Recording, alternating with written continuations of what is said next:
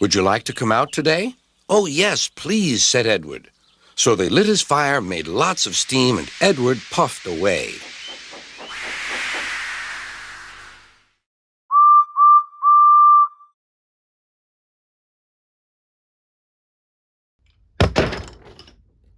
Hello everybody, welcome to the second part of my Take and Play collection video. In this part, we'll be taking a look at all my rolling stock, my road vehicles, and my destinations. So, let's get right to it. First up, we have this Sodor Engine Wash Tanker. I can only assume this came with my Soapy Percy. As you can see, inside it is a blue liquid, which I believe is supposed to represent soap. Not entirely sure if you would actually want to transport soap in a tanker, but it's still a nice item, and very appropriate considering what it comes with. Now here is a very interesting wagon. As you can see, it's got this viewing hole on the side, so when you open it up, I'm not sure if this will work with the camera, but you can see, you can see a picture from Faulty Whistles, the episode. So that's cool. Opening the door allows light to go into here, which then allows you to see the picture. Let's see, will this work? Oh, okay, so yeah, as you can see, it goes through all the major scenes of Faulty Whistles. For some reason, they included a slide with copyright information, because, 5-year-olds are definitely going to steal your properties hit. So yeah, pretty fun little piece of rolling stock.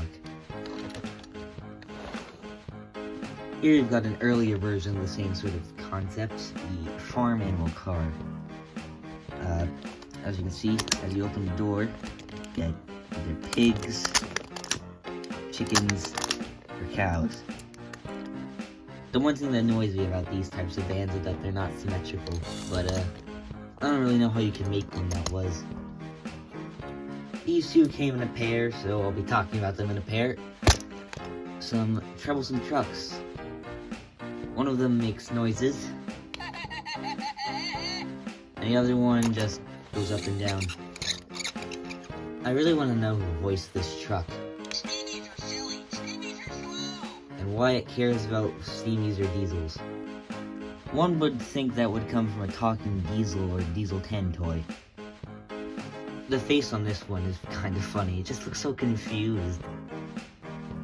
Another pair here we got is a breakdown crane and its flatbed.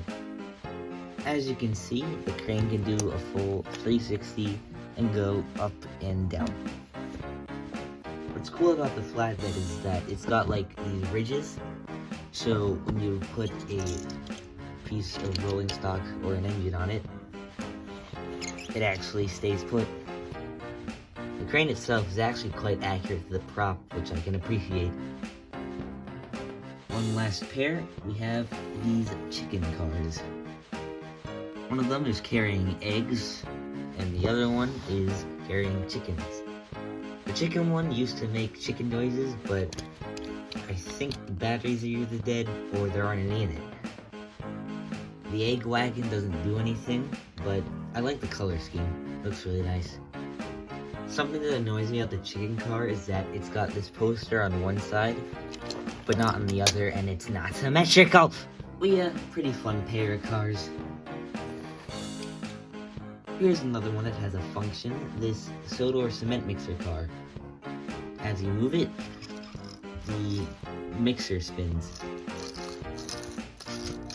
Doesn't seem to like the grass. Basically, the axle is connected through gears to the mixer, so when you spin this wheel, half the time, the mixer spins. I feel like this came in a pack, but I don't know what this went with. Here you've got my only take and play rolling stock character, Toad. Unfortunately, it's the type with the great big stupid magnets, which I hate and despise. For some reason, the magnificent minds at Fisher-Price decided to ditch the old coupling system, which could go both ways. and replace it with this new coupling system, which is both huge so it looks weird, and can only go one way.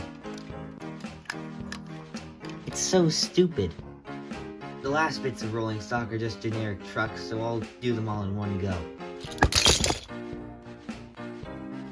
This first one I just showed you, a standard troublesome truck with the great big magnet couplings. At least the color scheme is nice. I think these are supposed to be hay bales.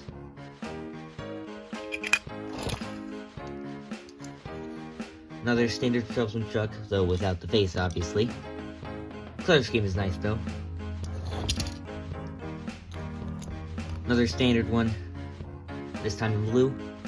I feel like a poster is supposed to go here. I don't know. These two flatbeds came with my talking Thomas and Percy, respectively. The loads for them got lost. And finally, we have this pipe car. Yeah, there's not really much to it. So yeah, that's all my take and play rolling stock. Now I'll show you my road vehicles.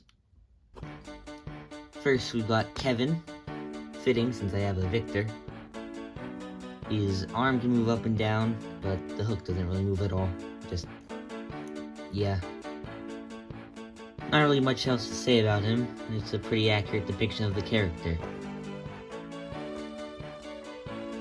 Here we've got Alfie, who I actually have in Wooden Railway as well. You can go 360, and as you just saw, his bucket can go up and down and stuff. Yeah, lots of range of motion on this guy. For some reason the bucket is like filled in, but I mean, what would you put in it anyway? Another member of the pack, Isabella, though she's missing something. If eBay is anything to go by, apparently this happens a lot. And finally, we have a very interesting one. Sir Topham Hatt and his car. For the longest time, this was my only piece of Sir Topham Hatt merchandise. I never had the wooden figure of him. Not really sure why they chose to make it a convertible, given that it never is in the show, but it still looks pretty nice. Apparently they also made a red version of this for Mr. Percival, even though Mr. Percival has always been shown to ride a bike around. For what I've seen, a lot of people like to take Sir Topham Hatt out of the car and give him legs using clay. Might as well just put this here. I've also got a take and play captain. He's got wheels on the bottom, so he can actually move. That's fun. Not really much else to say about him. It's a pretty cool item to have. Now I'll show you my destinations. Or are they called places in Take and Play? I don't know. First up, we've got Great Waterton. This compact set unfolds like this into a loop of track. On one side, we've got Great Waterton Station, which you can actually store an engine in. And on the other side, we've got this builder's yard, I guess? I don't really know what this is supposed to be. Oh yeah, it's a pretty alright little set. Here's my other small set. Brendam Docks. Or at least I think this is supposed to be Brendam Docks. It came with Salty, but I'm not entirely sure. It's another loop, although with a turntable this time. Yeah. There's this thing on one side that can collapse. And this aquarium with like this barrier. There's also this little thing which you can like pop an engine in. Or at least I think that's what it's for. This plate thing can be taken off and flipped around. So you can do that. I'm not really sure what kid would want this side. It's kind of boring. Here's a classic. Tidmouth Sheds. When you unfold it, you can create a loop of track for your engines to run on. It's got 5 berths, which open like this.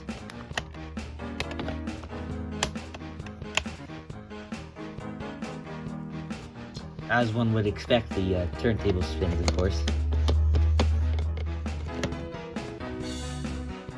The back can also open for you to better access your engines.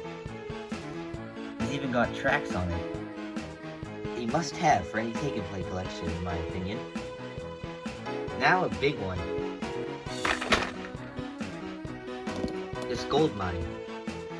Or at least I think it's supposed to be a gold mine, judging by that and that. This was actually the last item I ever got from Toys R Us. Rest in peace. This set is actually where my Dusty Thomas comes from. The main feature of this set is as follows. You push Thomas up the hill and into the mine.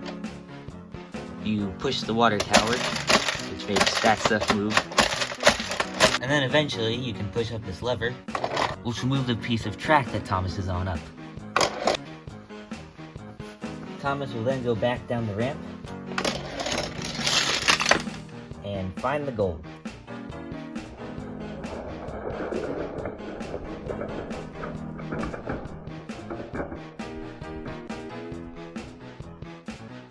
Yeah, it's a pretty fun little set. The barrier is actually open and closed, so if you wanted to, you could just have regular trains passing through here. It's also got a switch at the back, so if you want to connect it to other sets that way, you can use an incline piece. Here's another relatively big one. Knapford Station. This one's loop is pretty interesting. For some reason it's got an incline.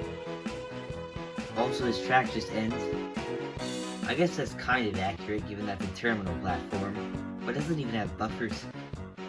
A cool feature about this is that it's got a button on the tracks where if an engine goes over it, the people will disappear. Although as you saw, it can be a bit finicky sometimes. Not really sure why they had the platforms have doors. A bit of a strange choice. I guess that means it doubles as Knapford Sheds. And finally, we got not only my biggest destination, but my favorite. The Quarry. As you can see, it's pretty big. What I believe you're supposed to do is push the engine up the incline, and then let it go down the tunnel. Oh, come on. As you can see, the engine doesn't always go down by itself.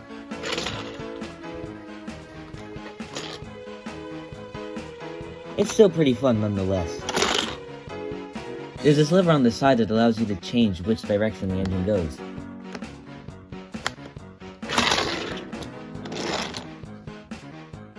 Another feature is this elevator, which you can load wagons with. I love playing with this as a kid.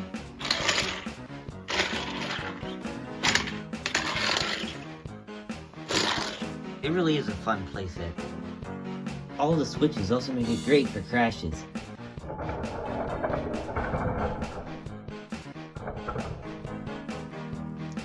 So, all in all, a lovely take-and-play set. So, yeah. Hope you enjoyed this little dive into my take-and-play collection. Comment down below if I should do other collection videos. Next week, I'll have something a lot more, shall we say, festive out. Until then, this is EdwardsDayOut, signing off.